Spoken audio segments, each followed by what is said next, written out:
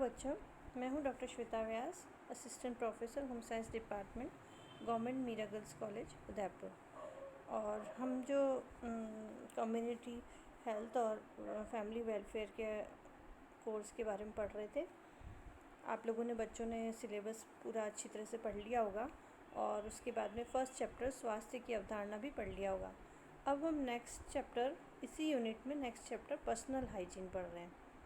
Personal hygiene क्या है और क्या ज़रूरत है इसके बारे में जानिए।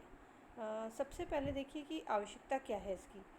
तो देखिए, मांसपेशियों में अच्छी शक्ति बनाए रखने के लिए आवश्यक है, सुंदर स्वच्छ एवं स्वस्थ मुख बनाए रखने में, और दांतों को नष्ट होने से बचाने के लिए। यानी कि मांसपेशियां तभी अच्छी तरह से काम करेगी जब उनकी वर्जिश होती रहेगी और उनको साफ अच्छा बनाए रखेंगे। फिर सिर्फ ऐसा नहीं है कि व्यक्तिगत स्वास्थ्य का मतलब सिर्फ धो लेना अपनी चीज़ों को, वही काफ़ी है, बल्कि एक्सरसाइज करना, अपने मन को अच्छा बनाए रखना, ये भी व्यक्तिगत स्वास्थ्य के अंतर्गत आता है। तो मांसपेशियों में अच्छी शक्ति बनाए रखने में, सुंदर स्वच्छ एवं स्वस्थ मुख बनाए रखने में, यानी कि आप मुंह को अपने को साफ रखेंगे। आप सभी को सुंदर और स्वच्छ मुख, स्वस्थ मुख यानी चेहरा बनाए रखने के में इंटरेस्ट होगा, सभी को अच्छा लगता है। तो उसको बनाए रखने के लिए भी व्यक्तिगत स्वास्थ्य की आवश्यकता है। और दांतों को नष्ट होने से बचाने के लिए, जो दांतों में कैविटीज़ हो जाती है, छेद हो जाते हैं या स्मेल आती है, तो ये अच्छा नहीं लगता है देखने में। न केवल ये स्वस्थ नहीं है, बल्कि ये दिखने में भी ज़िंदगी भर के लिए ख़राब हो जाते हैं दांत, और हमेशा के लिए आपका चेहरा अच्छा नहीं दिखाई देता है।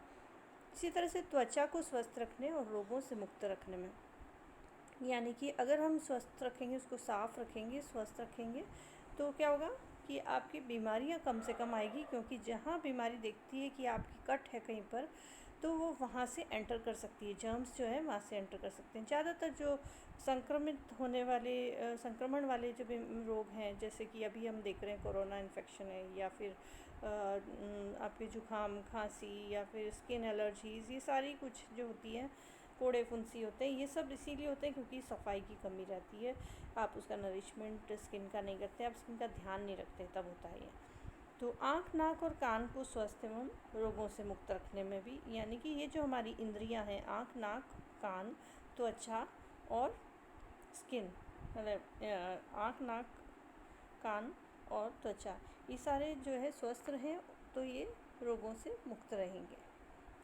यदि हम व्यक्तिगत स्वच्छता पर ध्यान दें तो दस्त, चमड़ी और आँख के संक्रमण की संभावनाएं काफ़ी हद तक घट जाती है। यानी कि ये ख़ास तौर से है, ऐसा नहीं है कि और भी चीज़ों में आपको फ़ायदा नहीं होगा, लेकिन ख़ास तौर से ये जो 3 समस्याएं होती हैं, उल्टी दस्त की, चमड़ी के इन्फेक्शन की और आँखों के इन्फेक्शन की, ये बहुत ज़्यादा अपनी साफ़ सफाई के ऊपर निर्भर करती है। तो यदि व्यक्तिगत स्वच्छता पर पर्याप्त ध्यान दिया जाए तो ये सब संक्रमण बहुत कम हो जाएंगे। आप देख भी रहे हैं, कोरोना में आपको सबको बताया जा रहा है कि आप हाथों को ध्यान रखें, हाथों को साफ़ सफाई करके रखें, और हाथों को अनावश्यक रूप से अपनी स्किन पे, अपनी आँखों के, नाक के पास में न ले जाएं, टच ना करें, बार बार जो हमारी स्क्रैच करने की आदत होती है उससे बचें। तो व्यक्तिगत स्वच्छता सुनिश्चित रखने के लिए ये भी आवश्यक है कि घर के पास पर्याप्त मात्रा में पानी उपलब्ध हो, क्योंकि आपको मालूम है हैंड वॉश जो अभी बहुत ही इम्पॉर्टेंट हो रहा है कि आपको बार बार हाथ धोना पड़ रहा है, तो उसके लिए ज़रूरी है कि आपके पास पानी जमा हो। ठीक है। अब व्यक्तिगत स्वच्छता के लिए मेन इन बातों को ध्यान में रखेंगे, जैसे कि पहला, शौच के लिए साफ़ पानी का प्रयोग करें। कई बार लोग सोचते हैं कि शौच के लिए तो कोई सा भी पानी काम में लिया जा सकता है, लेकिन ऐसा नहीं है, क्योंकि वो भी डेलिकेट ऑर्गन होते हैं, हमारे नाजुक अंग होते हैं, जिनमें अगर गंदा पानी प्रयोग करते हैं तो इन्फेक्शन का खतरा होता है। शौच के बाद साबुन से हाथ धोने चाहिए। खाने बनाने और खाने से पहले हाथ धोने चाहिए। मिट्टी में, धूल में अगर बच्चे खेलते हैं तो उनको बार बार हाथ मुंह धोने चाहिए, साबुन से हाथ धोने चाहिए। छोटे बच्चे जब अगर कपड़ों में गंदगी कर देते हैं तो उसको पड़ा नहीं रखें उसको कि कल धो लेंगे, ऐसा नहीं है, उसको तुरंत साफ़ करें और कपड़े धोकर साबुन से और सुखाने डाल दें। धूप में सुखाने से बहुत ज़्यादा इन्फेक्शंस ख़त्म हो जाते हैं, जर्म्स ख़त्म हो जाते हैं। बहुत सारे जर्म्स ऐसे हैं जो धूप से ख़त्म हो जाते हैं। जो भी कपड़े और चादरें हैं वो धोने के बाद उन्हें धूप में सुखाएं, तो धूप में कीटाणु मर जाते हैं। नाखून काट साफ़ रखें और उनके काट कर छोटे रखें। जी, बचपन से सिखाया जाता है, लेकिन हम बड़े होने के बाद भूल जाते हैं ये बातें, और हमें लगता है ये तो नेग्लिजेंट है, ये तो बहुत पेटी चीज़ है, लेकिन ऐसा नहीं है। इनकी अभी भी उतनी ही इम्पोर्टेंस है कि नाखूनों को साफ़ रखा जाए, उनको काट कर छोटे रखने चाहिए। ख़ास तौर से ये जो समय है इस समय इन्फेक्शन वाला, इस समय में तो इन बातों का बहुत ही ध्यान रखा जाना चाहिए। और रात को सोने से पहले और सुबह उठकर दांत ज़रूर साफ़ करें।